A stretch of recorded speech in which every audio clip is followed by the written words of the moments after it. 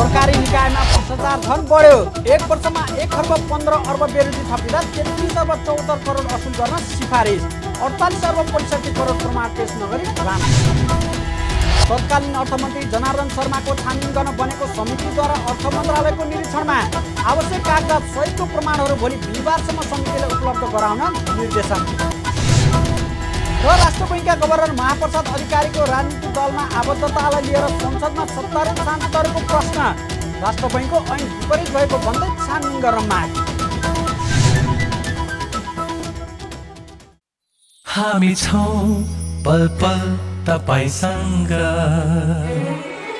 हिमाल पहाड तराईसँग, साथ छ हाम्रो बढ्ने कदमलाई। सलाम छ ती पोरखे हातहरूलाई, जिन्दगी सजाइदिन्छौँ हामी, हर सासको साथी बन्छौँ हामी।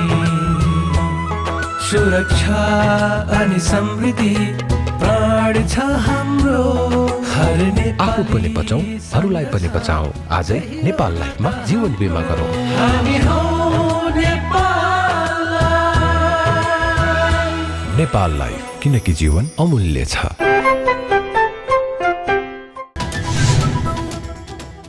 नमस्कार, कारोबार समाचारमा स्वागत छ। अब समाचार विस्तारमा। सरकारी निकायहरूमा भ्रष्टाचार झन बढ्दै गएको सरकारकै लेखा परीक्षणले देखाएको छ। महालेखा परीक्षकको कार्यालयले बुधबार सार्वजनिक गरेको 59औं वार्षिक प्रतिवेदन अनुसार सरकारी निकायहरूमा भ्रष्टाचार झन बढ्दो बेरोजी बढेर 4 खर्ब 83 अर्ब 59 करोड पुगेको देखाएको हो। उक्त बेरोजु मध्ये 1 खर्ब 15 अर्ब 5 करोड रुपियाँ यो वर्ष थप भएको छ। अघिल्लो वर्षको बाँकी बेरोजु 4 खर्ब 18 अर्ब 85 करोड रहेको थियो। उक्त बेरोजु मध्ये गत वर्ष 50 अर्ब 29 करोड बराबर मात्रै फर्स्यट भएको छ। यस वर्ष म्याद ननागेको मोबिलाइजेसन पेस्कीलाई बेरोजुमा गणना नगरेको कारण बेरोजुको कुल अङ्क र प्रतिशत भने घटेको छ। महालेखा परीक्षकको कार्यालयले यो आर्थिक वर्ष 5758 निकायको 86 खर्ब 85 अर्ब 85 करोड रुपियाँको लेखा परीक्षण गरेको छ, जसमा सङ्गठित संस्थाको लेखा परीक्षणको लागि परामर्श उपलब्ध गराएका 31 संस्थाको 11 खर्ब 52 अर्ब 73 करोड पनि समावेश गरिएको छ। लेखा परीक्षणका क्रममा 4 अर्ब 20 करोड रुपियाँ असुल भएको कार्यालयले जनाएको छ। अध्यावधिक कारबाही गरी टुङ्गो लगाउनु पर्ने रकम गत वर्षसम्म 6 खर्ब 73 अर्ब 41 करोड रहेकोमा यो वर्ष 8 खर्ब 29 अर्ब 15 करोड रुपियाँ पुगेको छ। उक्त रकम गत वर्षको भन्दा 1 खर्ब 55 अर्ब 74 करोड रुपियाँ बढी हो। स्थानीय तहको 10 खर्ब 51 अर्ब 9 करोड रुपियाँको लेखा परीक्षण भएकोमा 43 अर्ब 90 करोड बेरोजु देखिएको छ। यो कुल बेरोजु रकमको 4.18% हो। यस्तै सङ्घीय सरकारी निकाय तथा कार्यालयमा 49 अर्ब 47 करोड अर्थात् 1.75%, प्रदेशमा 7 अर्ब 48 करोड अर्थात् 2.50 र 448 समिति तथा अन्य संस्थामा 14 अर्ब 19 करोड अर्थात् 6.89% बेरोजी देखिएको महालेखा परीक्षक टङ्कमणि शर्माले जानकारी दिनुभयो। लेखा परीक्षणबाट देखिएको बेरोजीको स्थितिको कुरा गर्दा सङ्घीय सरकारी कार्यालयतर्फ 49 अर्ब 47 करोड 7 लाख 49 अर्ब 47 करोड 7 लाख छ। प्रदेश सरकारी कार्यालयमा 7 अर्ब 48 करोड 11 लाख छ। स्थानीय तहतर्फ 43 अर्ब 90 करोड 95 लाख र समितिहरूतर्फ 14 अर्ब 19 करोड 37 लाख गरेर टोटल हामीहरूले अघि भनेको निकायहरूको खास गरी सङ्घीय प्रदेश र स्थानीय तहका सरकारी निकायहरूको परीक्षण गर्दाखेरि 1 खर्ब 15 अर्ब 5 करोड 50 लाख 1 खर्ब 15 अर्ब 5 करोड 50 लाखको बेरोजु निस्किएको छ। र यो प्रतिशतको हिसाबले हेऱ्यो भने सङ्घीय मन्त्रालय तथा निकायहरूको अघि मैले भने 3287 वटा निकायको 28 खर्ब 20 अर्ब 37 करोड 38 लाखको परीक्षण गर्दा बेरोजु 49 अर्ब 47 करोड 7 लाख छ, जो 1.75% हुन्छ लेखा परीक्षण अङ्कको। त्यस्तै प्रदेशतर्फको 2.50 हुन्छ, स्थानीय तहतर्फको 4.18 हुन्छ, समिति र अन्य संस्थाहरूको चाहिँ 6.89 हुन्छ र समग्रतामा एभरेज 5665 वटा निकायको 43 खर्ब 77 अर्ब 17 करोड 16 लाखको परीक्षण गर्दा 1 खर्ब 15 अर्ब 5 करोड 50 लाख 2.63%, 2.63% हुन्छ। महालेखा परीक्षकको प्रतिवेदन प्रमाण कागज पेश नभएको सङ्ख्या ठूलो रहेको छ। सरकारी कार्यालयहरूले 48 अर्ब 65 करोड 93 लाख अर्थात् कुल बेरुजु रकमको 42.29% को प्रमाण कागज पेश नगरी झ्वाम पारेका छन् भने 18% अर्थात् 20 अर्ब 71 करोड 44 लाख रुपियाँ अनियमित तवरमा खर्च भएको देखिएको छ। यस्तै 33 अर्ब 74 करोड 79 लाख अर्थात् 29.33% असुल गर्नुपर्ने 69 अर्ब 61 करोड 43 लाख अर्थात् 60.51% को नियमित नभएको देखिएको महालेखा परीक्षक टङ्कमणि शर्माले जानकारी दिनुभयो। प्रवृत्तिमा खासै ठुलो खालको केही परिवर्तन भएको छैन, विगतकै जस्ता प्रवृत्ति हुन्। अब जस्तो खरिद सम्बन्धी कुराहरूमा, निर्माण सम्बन्धी कुराहरूमा, सरसुविधा सम्बन्धी विषयहरूमा यस्तै विषयहरू देखिएको छ। त्यसमा मैले अघि भने नि करिब 29% जति चाहिँ असुल गर्ने भनेर लेखिएको छ। यो असुल गर्नेमा कति चाहिँ राजस्वको विषयहरू परेको छ, कति विनियोजनको खर्चको विषयहरू परेको छ। त्यसैले नियमित गर्ने भन्ने प्रविधि भन्ने बित्तिकै यसै हुन्छ, अन्त मैले जानै पर्दैन। यो असुल गर्ने भनेर जुन भनेको छ त्यो चाहिँ लिनु दिनुपर्ने भन्दा बढ्ता लिएको दिएको भन्ने बुझियो पहिलेदेखिकै, त्यही नै हाम्रो ब्रेकडाउन होइन।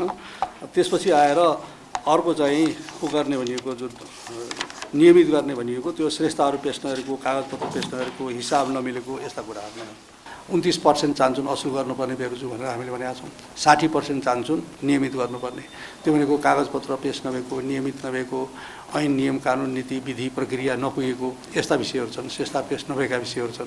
ती भनेको सिस्टमिक इस्युहरू हुन्। ती चाहिँ खास गरिकन लेखाङ्कनका प्रतिवेदनका एकदमै तल चाहिँ प्रोसेस ओरिएन्टेड टाइपका विषयहरू हुन्। त्यस्ता विषयहरूमा ध्यान दिनुपर्छ भन्ने हाम्रो छ। महालेखा परीक्षकको प्रतिवेदन अनुसार 7 प्रदेशको 3 खर्ब 14 अर्ब 74 करोड 54 लाख रुपियाँको लेखा परीक्षण गर्दा 8 अर्ब 38 करोड 54 लाख बेरुजु कायम भएको छ। लेखा परीक्षण रकम सबैभन्दा धेरै मध्य प्रदेशको 5.42% र सबैभन्दा कम लुम्बिनी प्रदेशको 1.18% रहेको छ। त्यसै गरी प्रदेश नम्बर 1 को 3.56%, बागमती प्रदेशको 1.60%, गण्डकी प्रदेशको 1.27%, कर्णाली प्रदेशको 5.15% र सुदूरपश्चिम प्रदेशको 2.18% रहेको छ। तत्कालीन अर्थमन्त्री जनार्दन शर्माले बजेट निर्माणमा बिचौलिया सामेल गराएको सम्बन्धमा छानबिन गर्न बनेको संसदीय विशेष समितिले अर्थ मन्त्रालयको स्थलगत निरीक्षण गरेको छ। बुधबार अपराह्न अर्थ मन्त्रालय पुगेर 11 सदस्यीय सो संसदीय विशेष समितिले त्यहाँ जडान गरिएको सीसीटीभी फुटेजको स्थलगत निरीक्षण गर्दै विस्तृत जानकारी लिएको हो। त्यहाँको कार्यकक्षमा जडान गरिएको सीसीटीभीको संरचना, कन्ट्रोल मेकानिजम सहित विषयमा प्राविधिकहरूसँग जानकारी लिएर स्थलगत निरीक्षण गरिएको समितिका सचिव सुरेन्द्र अर्यालले जानकारी दिनुभयो। उहाँले समितिका सदस्यहरूलाई अर्थ मन्त्रालयका प्राविधिकहरूले त्यसबारे आवश्यक जानकारी गराएको पनि बताउनुभयो। आजको कार्यसूचीमा यो जुन विषय उठेको छ त्यो विषयसँग सम्बन्धित मन्त्रालय अर्थ मन्त्रालयको स्थलगत निरीक्षण गर्ने पनि यो कार्यविधिले चाहिँ तय गरेको विषय थियो। अब अन्य विषयहरू छानबिन गर्नको लागि आवश्यक कागजात प्रमाणहरू हामीले भर्खर अर्थ मन्त्रालयसँग मागेका छौँ। विवरणहरू माग गरिएको छ, त्यसैले विवरण आउनलाई अझै केही समय लाग्ने भएको हुँदाखेरि र यो स्थलगत निरीक्षण गर्ने कुरा पनि एउटा चाहिँ जुन कार्यविधिको एउटा महत्त्वपूर्ण पक्ष भएको हुनाले समितिले आजको बैठकले आजै चाहिँ निरीक्षण गर्ने भनेर चाहिँ डिसिजन गर्यो। सो अनुसार हामी गएर समितिका माननीय सभापति र सबै सदस्यहरू र हामी सचिवालयका कर्मचारीहरू गएर त्यहाँ स्थलगत निरीक्षण गऱ्यौँ र मूलतः त्यहाँको लेआउटको सन्दर्भमा चाहिँ निरीक्षण थियो। सीसीटीभी क्यामेरा कसरी जडान गरेका छन्, कुन कुन कार्यकक्षमा कसरी चाहिँ संरचना बनाइएको छ र त्यसको चाहिँ कन्ट्रोल मेकानिजम के छ भन्ने सन्दर्भमा त्यो टु वे कम्युनिकेसन भन्दा पनि अब भोलि यस विषयका भित्रका कन्टेन्टहरूमा चाहिँ भोलि छलफलकै क्रममा आउला र एउटा चाहिँ नि यो निरीक्षण गर्ने सिलसिलामा एकको रूपमा भनौँ न हामीले निरीक्षण गर्यौँ। अर्थ मन्त्रालयका प्राविधिक क्षेत्रसित सम्बन्धित कर्मचारीले त्यो सबै पाटोमा चाहिँ जानकारी गराउनु भयो। यसैबीच समितिले सो घटनाको सम्बन्धमा आवश्यक कागजात बिहिबार भोलि दिउँसो 2 बजेभित्र समितिलाई उपलब्ध गराउन अर्थ मन्त्रालयलाई पत्रचार समेत गरेको छ। सो सम्बन्धमा आवश्यक कागजात सहितको प्रमाणहरू समितिलाई उपलब्ध गराउन आजै बुधबार बिहान 10 बजे अर्थ मन्त्रालयलाई पत्रचार गरिएको पनि समितिले जनाएको छ। डकुमेन्ट आज अब हिजोको डिसिजन थियो, हिजो 5 बजेसम्म कार्यालय समय सकिएको कारणले गर्दाखेरि आज 10 बजेपछि हामीले पत्र पठायौँ र भोलि 2 बजेभित्र चाहिँ आवश्यक विवरण चाहिँ पठाउने भनेर भनिएको छ। अब उहाँहरूले पनि तयारी गर्नुहुन्छ होला, केही समय अब 1-2 घन्टा तलमाथि हुनसक्छ आशा गरौँ होइन। अब यो हामीले यसैले यही छानबिन प्रक्रियासँग सम्बन्धित कार्यविधि तोकेका कागजातहरू चाहिँ माथि छ यसमा र अब सिसिटिभी विषय त्यहाँ समावेश छ र कागजात आएपछि अरू कुरा चाहिँ पछि गरौँला।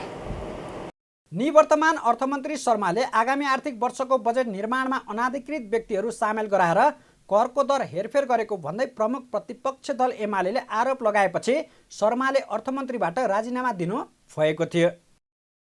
उद्योग वाणिज्य तथा आपूर्ति मन्त्री दिलेन्द्र प्रसाद बडुले मुलुकको आर्थिक अवस्थालाई सुधार गर्न सजग भएर हिँड्नुपर्ने अवस्था आएको बताउनु भएको छ। बुधबार काठमाडौँमा भएको निर्यात प्रवर्धनका लागि नवनियुक्त राजदूत र निर्यात व्यवसायीहरू बीचको अन्तर्क्रिया कार्यक्रमलाई सम्बोधन गर्दै मन्त्री बडुले यस्तो बताउनु भएको हो। उहाँले सरकारको अपेक्षा अनुसार निर्यात बढ्न नसकेको र अर्थतन्त्र सुधारका प्रयत्नहरू भने भइरहेको बताउनु भयो। मन्त्री बडुले व्यापारघाटा बढ्दो अवस्थामा रहेको उल्लेख गर्दै यो अवस्थालाई मध्यनजर गरेर मुलुकको आर्थिक अवस्थालाई सुधार्ने काम भइरहेको स्पष्ट पार्नुभयो। उहाँले सरकारले आफ्नो नीति र कार्यक्रम र बजेटमा पनि अर्थतन्त्रको अहिलेको अवस्थालाई सुधार्ने र मुलुकको बढ्दो आयातलाई व्यवस्थापन गर्ने काममा सरकार लागेको बताउनु भयो। मन्त्री बडुले निर्यातलाई प्रवर्धन गर्ने र विदेशी लगानी बढीभन्दा बढी नेपालमा भित्र्याउने काममा सरकार लागि परेको बताउनु भयो। मुलुकको अहिलेको अवस्था आर्थिक दृष्टिकोणले हामी निकै सजग भएर हिँड्नुपर्ने अवस्था छ। आयातको आयतन बढ्दो क्रममै छ। अपेक्षा अनुसार निर्यात बढाउन सकिरहेको अवस्था छैन। यद्यपि प्रयत्नहरू धेरै भइरहेका छन् र परिणाम हो कि व्यापार घाटा बढ्दो अवस्थामा छ। यो अवस्थालाई नै ध्यानमा राखेर अहिले यहाँहरूको प्रतिनिधित्व गन्तव्य मुलुकमा यस्तो बेला भइरहेको छ जति बेला मुलुकको अवस्था विद्यमान अवस्था यहाँ सबैलाई थाहा छ र यति बेला सरकारले आफ्नो नीति र कार्यक्रम र बजेट मार्फत पनि केही अहिलेको अवस्थालाई सुधार्ने र मुलुकको यो बढ्दो आयातलाई व्यवस्थापन गर्ने र सक्दो प्रतिस्थापन पनि गर्ने र निर्यातलाई प्रवर्धन गर्ने र विदेशी इन्भेस्टमेन्ट बढीभन्दा बढी आओस् भन्ने उद्देश्यले केही नीतिगत र कार्यक्रमगत निर्णयहरू हामीले गरेका छौँ। मन्त्री बडुले राष्ट्रिय उत्पादन र उपभोग बढाउन सके पनि आयातलाई घटाउन सक्ने उल्लेख गर्नुभयो। सत्तारूढ प्रमुख घटक नेकपा माओवादी केन्द्रले नेपाल राष्ट्र बैङ्कका गभर्नर महाप्रसाद अधिकारीमाथि छानबिन गर्न माग गरेको छ। बुधबार बसेको प्रतिनिधि सभाको बैठकमा माओवादी केन्द्रका सांसदहरूले गभर्नर अधिकारीको राजनीतिक दलमा आबद्धतालाई लिएर छानबिन गर्न माग गरेका छन्। बैठकको शून्य समयमा माओवादी केन्द्रकी सांसद अञ्जना विसङ्खेले नेकपा एमालेको अन्तर्पार्टी निर्देशन अपानीमा अर्थ विभागमा एम अधिकारी खोटाङ भनी समावेश गरिएका व्यक्ति गभर्नर अधिकारी नै भएको भन्दै छानबिन गर्न माग गर्नुभयो। उहाँले गभर्नर कुनै पनि पार्टीमा आबद्ध हुनु नमिल्ने राष्ट्र बैङ्कको ऐन विपरीत भएको बताउनुभयो। आजको छापामा छ्यापछ्याप्ती छापिएको छ महाप्रसाद राष्ट्र बैङ्कका गभर्नर हुन् कि एमालेका नेता। महाप्रसाद अधिकारी एम अधिकारी खोटाङ हाल ललितपुरमा बस्ने व्यक्ति एउटै रहेको प्रमाण एमालेका खोटाङकै नेता कार्यकर्ता एमालेसँग सम्बन्धित चाहिँ सर्कुलरहरू र तथ्य प्रमाणहरू यत्र तत्र छन्। चाहेको खण्डमा त्यसलाई पेश गर्न सकिन्छ। अर्थ तथा योजना विभागमा अन्तर्पार्टी निर्देशिकामा एम अधिकारी खोटाङ नाम उल्लेख हुनु कुनै संयोग होइन। राष्ट्र बैङ्कको ऐन 21 राष्ट्र बैङ्क ऐन 21-22 र कर्मचारी नियमावली 134 अनुसार पनि गभर्नर चाहिँ कुनै पनि पार्टीको नेता अथवा कुनै पनि पार्टीको आबद्ध हुन सक्दैन भनेर उल्लेख गरिएको छ। माओवादी केन्द्रका अर्का सांसद गजेन्द्र महतले पूर्व प्रधानमन्त्री केपी शर्मा ओली र गभर्नर महाप्रसाद अधिकारीलाई सरकारले बाँधेर राख्नुपर्ने बताउनुभयो। उहाँले दुवै 12 छोरा भएर देशलाई श्रीलङ्का बनाएर देशै जलाउन लागेको टिप्पणी गर्नुभयो। उहाँले बारदलीमा बसेर र छोरोले राज्यको ढुकुटीमा बसेर देश श्रीलङ्का बनाउन खोजेको आरोप लगाउनुभयो। मलाई शङ्का लागिरहेकै थियो साङमध्ये, एकजना बारदलीबाट यो देशलाई श्रीलङ्का बनाइदिउँ भन्ने थिए, एकजना ढुकुटीमाथि बसेर म पनि यो देशलाई श्रीलङ्का बनाइदिउँ भन्दै थिएँ। यी दुईजनामा नाता पर्छ कि जस्तो लागेको थियो मलाई। नभन्दै यिनी 12 छोरा रहेछन् सागुमध्ये। यी फेरि बारदलीका हनुमान पनि जस्तो लाग्थ्यो मलाई, यी बारदलीका हनुमान पनि हुन् कि जस्तो लाग्थ्यो। नभन्दै यी हनुमान पनि रहेछन्, किनभने द्वापर युगमा यिनले श्रीलङ्का जलाएको थिए सागुमध्ये। अहिले पनि श्रीलङ्का जलिरहेको छ, अहिले नेपाल पनि जलाउँछन् जस्तो लागिरहेको छ। यिनले, यी हनुमानले आज जलाउन खोजिरहेछन्। यिनलाई बाँधेर राख्नु पर्यो सागुमध्ये, सरकारले भन्नु पर्यो यिनलाई बाँधेर राख्नुहोस्, नत्र यिनले नेपाल जलाउँछन्। यता गभर्नर अधिकारीको राजनीतिक दलमा आबद्धतालाई लिएर छानबिन गर्नुपर्ने माओवादी केन्द्रका सांसदहरूले माग गरिरहँदा सत्तारूढ प्रमुख दल नेपाली कांग्रेसका सांसदहरूले समेत प्रश्न उठाएका छन्। बैठकमा कांग्रेसका महामन्त्री समेत रहनुभएका सांसद गगन कुमार थापाले आगामी आर्थिक वर्षको मौद्रिक नीतिबारे राष्ट्र बैंकलाई सुझाव दिँदै प्रश्न उठाउनु भएको हो। उहाँले आगामी आर्थिक वर्षको मौद्रिक नीति ल्याउँदा अर्थतन्त्रलाई चलायमान हुने गरी ल्याउनु पर्ने बताउनुभयो।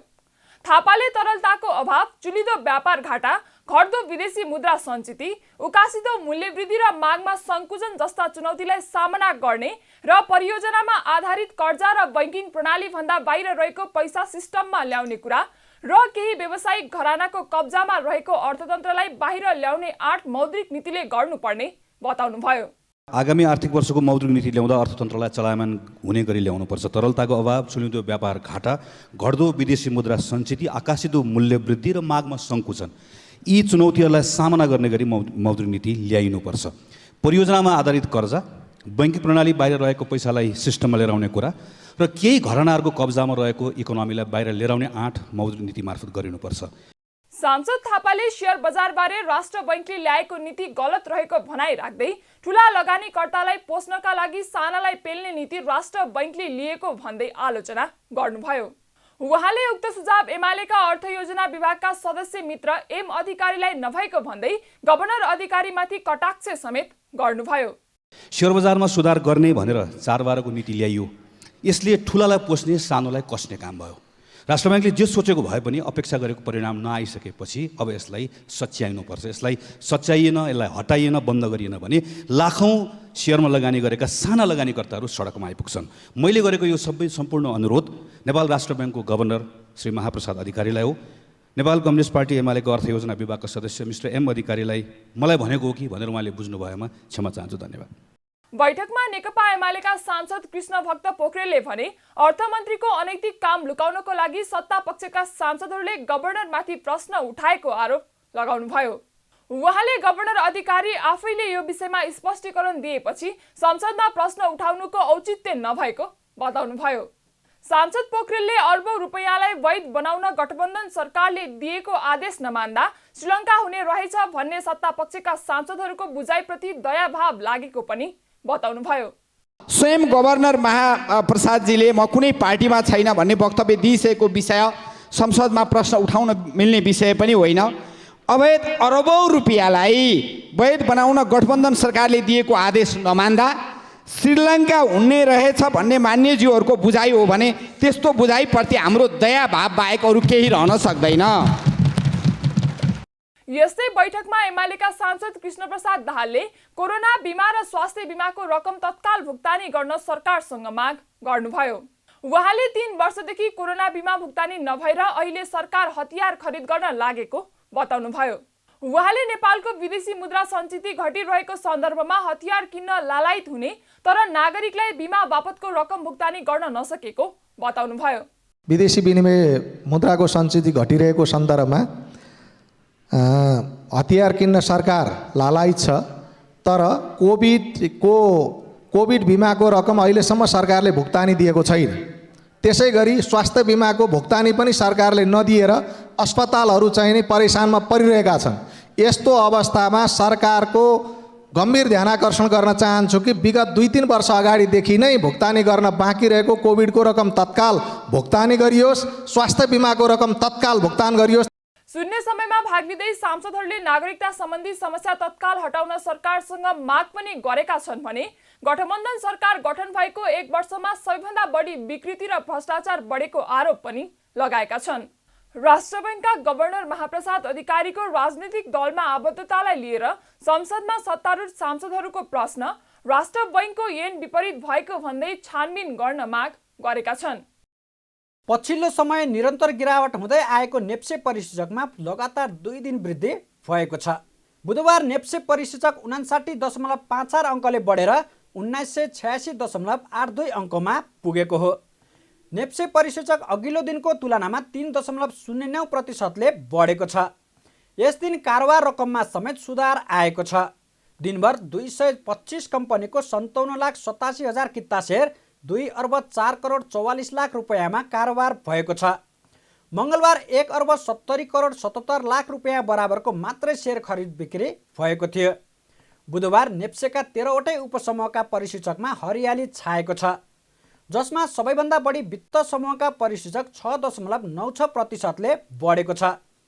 त्यस्तै विकास बैंक समूहको परिसूचक 6.25 अङ्कले बढेको छ भने व्यापार समूहका परिसूचक 5.39, जलविद्युत समूहका परिसूचक 4.71, अन्य समूहको परिसूचक 4.72%ले बढेको छ। बुधबारको कारोबारमा नेपाल फाइनान्स र रिलायन्स फाइनान्सको सेयर मूल्यमा सकारात्मक सर्किट लागेको छ। त्यस्तै सिइडिबी हाइड्रो पावर डेभलपमेन्ट कम्पनीको सेयर मूल्य 9.90% र कर्पोरेट डेभलपमेन्ट बैङ्कको सेयर मूल्य 9.82%ले बढेको छ। कारोबार रकमका आधारमा शिवम सिमेन्टले 9 करोड 2,95,000 रुपियाँ बराबरको सेयर कारोबार भएको छ। त्यस्तै एनआइसी एसियाको 8 करोडभन्दा बढीको सेयर कारोबार भएको छ। नेपाल नागरिकता पहिलो संशोधन विधेयक 2079 प्रतिनिधि सभामा पेश भएको छ। बुधबार बसेको प्रतिनिधि सभाको बैठकमा गृहमन्त्री बालकृष्ण खाँडले नेपाल नागरिकता पहिलो संशोधन विधेयक 2079 प्रतिनिधि सभा समक्ष पेश गर्नुभएको हो। गृहमन्त्री खाँडले संविधानको धारा 10 मा कुनै पनि नेपाली नागरिकले नागरिकता प्राप्त गर्ने हकबाट वञ्चित नगरिने सुनिश्चितता प्रदान गरिएको उल्लेख गर्नुभयो। उहाँले संविधानले निर्देशन गरे बमोजिम नागरिकता सम्बन्धी विषयमा व्यवस्था गर्नका लागि नेपाल नागरिकता ऐन 2063 संशोधन गर्न बनेको विधेयक संसदमा पेश गरेको बताउनुभयो। संविधानको धारा 10 मा कुनै पनि नेपाली नागरिकलाई नागरिकता प्राप्त गर्ने हकबाट वञ्चित नगरिने सुनिश्चितता प्रदान गरिएको छ। संविधानले निर्देश गरे बमोजिम नागरिकता सम्बन्धी विषयमा व्यवस्था गर्नका लागि नेपाल नागरिकता ऐन 2063 लाई संशोधन गर्न बनेको विधेयक यस सम्मानित प्रतिनिधि सभा समक्ष पेश गर्दछु। प्रमुख प्रतिपक्ष दल नेकपा एमालेका सांसदहरूले दिएको विरोधको सूचना अस्वीकृत भएपछि गृहमन्त्री खाँडले नागरिकता सम्बन्धी संशोधित विधेयक प्रतिनिधि सभामा प्रस्तुत गर्नुभएको थियो। यसअघि गृहमन्त्री खाँडले लाखौं नेपाली नागरिकलाई नागरिकता पाउने अधिकारबाट वञ्चित हुन नदिन सरकारले संविधान अनुसार सो विधेयक ल्याएको उल्लेख गर्दै त्यसलाई पारित गर्न सहयोग गर्न सांसदहरूलाई अनुरोध गर्नु भएको थियो। बैठकमा विधेयक मुलुकको सार्वभौमिकतामा प्रतिकूल रहेको भन्दै सांसदहरू डाक्टर भीमबहादुर रावल, शेरबहादुर तामाङ र प्रेम सुब्बाले विरोधको सूचना पेश गर्नुभएको थियो। आउँदो असार 31 गते शुक्रबार प्रतिनिधि सभाका उपसभामुखहरूको निर्वाचन हुने भएको छ। सभामुख अग्निप्रसाद सापकोटाले बुधबार बसेको प्रतिनिधि सभा बैठकमा रिक्त रहेको उपसभामुख पदको निर्वाचनको मिति घोषणा गर्नुभएको हो। त्यस अवसरमा उहाँले उपसभामुख पदको निर्वाचन कार्यतालिकाको सूचना आजै प्रकाशित गर्नुपर्ने प्रतिनिधि सभाका सचिव गोपालनाथ योगीलाई निर्देशन दिनुभयो। प्रतिनिधि सभा नियमावली 2075 को नियम 8 बमोजिम प्रतिनिधि सभाको उपसभामुख पदको निर्वाचनको लागि यही 2079 साल असार 31 गते शुक्रबारको दिन तोकेको छु। साथै उक्त नियमावली बमोजिम प्रतिनिधि सभाको सचिव श्री गोपालनाथ योगीलाई उपसभामुख पदको निर्वाचन कार्यक्रम सम्बन्धी सूचना आजै प्रकाशित गर्न निर्देशन दिन्छु। 2076 साल माघ महिनादेखि सो पद रिक्त रहेको थियो। कारोबार समाचारमा अब सुन चाँदी र विदेशी विनिमय दर सम्बन्धी जानकारी।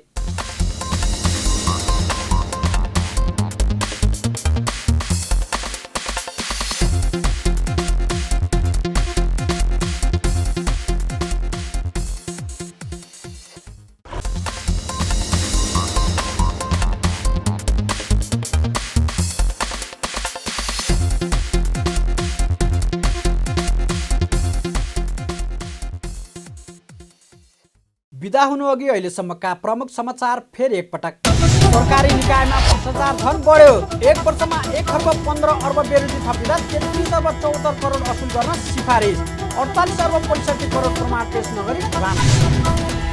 तत्कालीन अर्थमन्त्री जनार्दन शर्माको छानबिन गर्न बनेको समितिद्वारा अर्थ मन्त्रालयको निरीक्षणमा आवश्यक कागजात सहितको प्रमाणहरू भोलि बिहिबारसम्म समितिले उपलब्ध गराउन निर्देशन। र राष्ट्र बैङ्कका गभर्नर महाप्रसाद अधिकारीको राजनीतिक दलमा आबद्धतालाई लिएर संसदमा सत्तारूढ सांसदहरूको प्रश्न। राष्ट्र बैङ्कको ऐन विपरीत भएको भन्दै छानबिन गर्न माग। कारोबार समाचार सकियो।